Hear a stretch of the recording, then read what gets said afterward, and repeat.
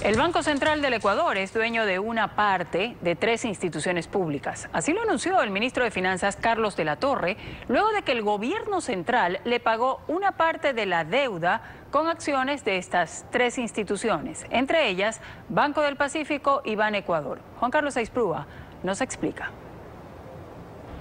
El Banco Central del Ecuador, a partir del año 2014, se convirtió en uno de los principales generadores de liquidez del gobierno central a través de préstamos a corto plazo. Este lunes, durante un conversatorio, el ministro de Finanzas, Carlos de la Torre, confirmó que el gobierno pagó poco más de 2.100 millones de dólares de la deuda con el Banco Central mediante acciones del Banco del Pacífico, de Banecuador y de la Corporación de Finanzas Populares y Solidarias, CONAFIPS. Así, el saldo de esta deuda, que antes era de 5.800 millones de dólares, pasó ahora a un aproximado de 3.700 millones. ¿Qué es lo que sucede?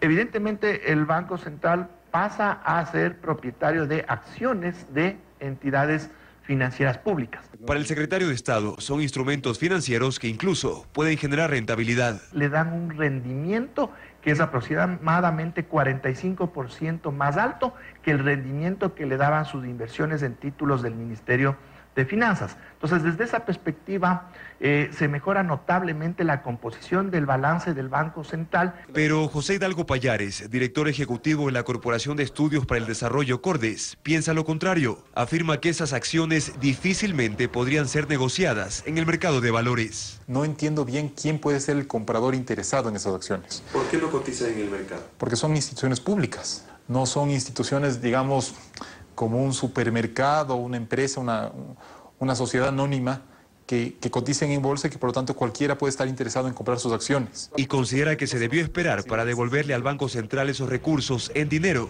como fueron prestados. El Banco Central le prestó al gobierno dinero, ¿sí? Plata que podía haber sido tomada de los depósitos públicos o de las reservas bancarias públicas o privadas.